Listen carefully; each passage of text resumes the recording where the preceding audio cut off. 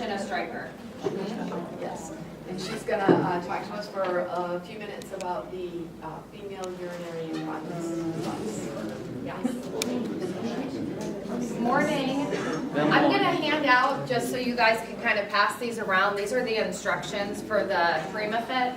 So this is the female external urinary device. So I know that you guys might not use this, but the fact is that you might see it. It might come down that sorry. Did you guys see one of these? So there are instructions on this laminated form on how to remove it. It's very simple. Just so that you're aware of it is really why Diane asked me to come here. So this is in place if they do not meet the requirements, the CDC requirements for a Foley catheter. This will be being used throughout the whole hospital. So I mean, I'm going to take one out just so that you're familiar with it and you can see it, and I'll show you how to place it, so then we can work our way backwards and show you how to take it off. I know this is a big change of culture. I know it looks interesting to say the least. It is attached to continuous wall suction. So this could definitely be the problem. I mean, I love the guys in the back corner. It's always the case when I'm trying to demo this thing. And I will pass one around, but I just first want to show you guys. So, like I said, it is all external. Okay, so you're going to align this tapered end cap. This is where the suction is. This is where we're collecting the urine with the perineum. And once that's aligned, this has a flex fit core, so it molds and contours to the patient. You want to get this as snug as possible to the patient, because the goal is that they're voiding on this. It's collecting in the tapered end cap and it's being suctioned into a canister. Okay? So once it's in place, you remove this backing, and it has a silicone bow tie adhesive. This is really skin friendly. It doesn't rip or tear at the hair or the skin at all. And it is a Q12 product. So once it's in place, you remove your backing, and it will be date and time stamped because it is Q12. Tubing just attaches right to the top, and the suction is set at 60. 60 is a good start. You can always bump up from there. So if you guys see this, and this, you know, is on a female patient, the only thing that really needs to be done is the tubing needs to be disconnected, and this can be peeled right off. Okay? It's latex free, if that comes up. We don't think that you guys, we don't anticipate that you guys will use a lot of these, but you might see some of them. Right? From the floor, yes. So yeah, this is it. It's the PrimaFit. It's all external. It's only for females. We trialed it in trauma, and there were it was on a few males that it's not its intended purpose. It's for females. And if it's working correctly, it should capture 100% of the urine. So do I have any questions as it fits to maybe your application or how you guys might see it?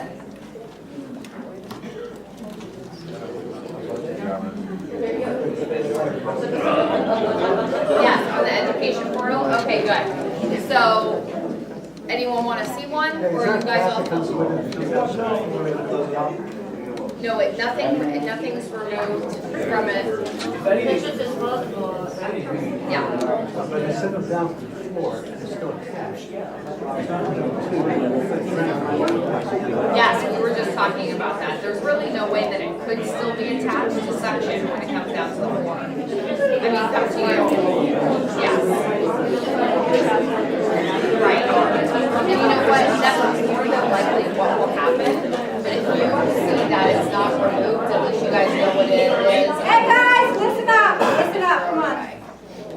Okay. So, you know, what her question was, okay, if more than likely they should be removing this when they're on the floor, but just so that you guys are aware you see this, because you already saw the ruckus that it created, just even me talking about it. You know, you're like, what the heck is this, right? So now you know what it is. It has that silicone bow tie adhesive that you could just remove it. But while we're educating, we will remind the floors that if they're being sent down to just remove it prior, because it has to be attached to suction, and there's no feasible way that could happen. when it comes down to you. So they might just forget to remove it, so you know what it is. Do you need an order? No, it's a nursing initiative, so they are allowed to place it, they just need to do a skin assessment prior. It's an external device, so you don't need an order for it. Okay? That's all I have, if no one has questions, thank you guys, appreciate it.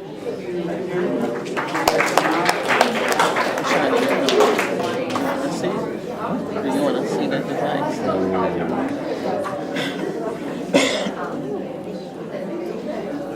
All right, next up, the practice council is going to give a quick update. And Nicole can't be here today, so she gave me the, what she wants me to say. if you will please come here though, or stand in the middle because no one's gonna hear it. So the first thing that she wants me to remind you guys is about the reviews. Stop. So she wants me to remind you guys, and it's nurses only, about the reviews, the peer reviews. And we can do this at the breaks, at lunches, and at the change of shifts. It's once per year, so we need, everybody needs to have one done before June. And then after June, we have to start it again. No, it's twice a year, right? Twice a year. Twice a year. So when you need to give one and get one for the first half of the Right. year until the end of June, and then it'll start again in July, the same thing. Give one and get one till the end of the year. Okay, so the next thing is, we are working on the PDSA, which is, when we have a problem, we assess the problem, we plan